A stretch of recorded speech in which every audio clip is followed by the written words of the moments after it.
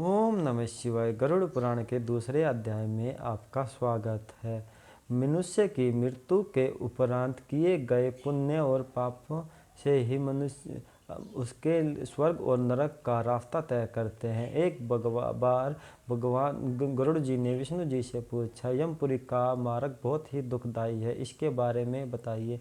तो विष्णु जी ने कहा, यमपुरी का मार्ग बहुत ही दुखदायी है, मैं इसके बारे में आपको बताता हूँ। इसको सुनकर तुम्हारा हृदय कंपनयान हो जाएगा। यमपुरी के मार्ग पर पापी मनुष्य के जाते समय कहीं बैठने के लिए छायादार वृक्ष और खाने के लिए भोजन और पीने के लिए जल आदि का भी कोई प्रबंध नहीं है। फिर भी पापी मनुष्य को इस पर चलना पड़ता है।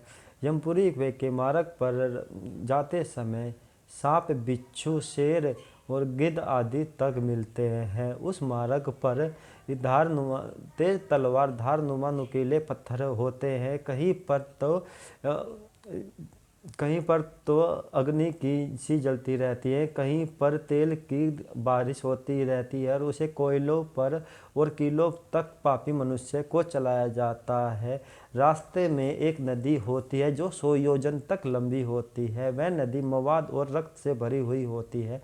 पापी मनुष्य को देखकर वह गर्म तेल की तरह और खोलने लगती है। फिर पापी मनुष्य को उस नदी में गिराया जाता है। उस नदी में मगरमच्छ, जोंक और जहरीले जीव आदि होते हैं और उस नदी में हड्डियों तक गला देने वाला नमक तक होता है। फिर पापी मनुष्य को नदी को पार करने के बाद एक विशाल के जंगल मिलता है। यह जंगल 100 योजन तक लंबा होता है। इस जंगल में से गिद्ध, कौवे, बिच्छू आदि तक मिलते हैं और यह वन मच्छरों से भरा हुआ होता है और यह वन में इतना घोर अंधेरा होता है जिसमें मनुष्य तक देखने पर ही आत्मा तक उसकी कांपने लगती है। कहीं पर अग्नि जलती रहती है और कहीं पर भय उत्पन्न कर देने वाला झरना बहता है। और नदी के पापी मनुष्य को जंगल के पार करने के बाद जोंकों से भरा हुआ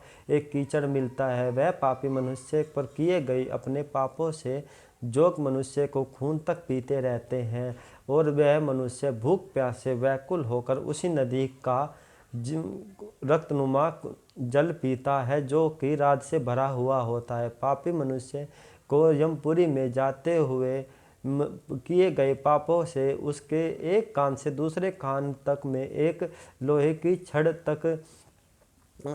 से इधर उधर करके उसे लटका कर लिया जाता है। और जिस मनुष्य के पाप बहुत से अधिक होते हैं उस मनुष्य को हल में बैल की जगह बांधकर उसके पीठ पर चाबुक मारे जाते हैं। तब वह पापी मनुष्य सोचता है कि मैंने कभी किसी सत्पुरुषों का सम्मान, गाय की सेवा, पशु पक्षी के बैठने के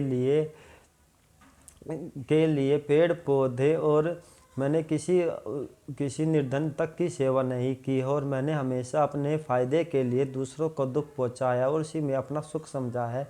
तब वह पापी मनुष्य हाहाकार करता हुआ यमपुरी ले जाया जाता है। यमपुरी में पहुंचने पर उसे यमराज कहते, तो तुम्हारे किए गए दुखों का तो तुम्हें भुगतने ही पड़ेंगे, अतः तुम्हारा ही पश्चाताप है। तब पापी मनुष्य अपने भाई बंधु माता पिता को याद करता हुआ हाहाकार करता है। फिर उसे किए गए पापों को अलग अलग तरह की यातनाओं से गुजरना पड़ता है।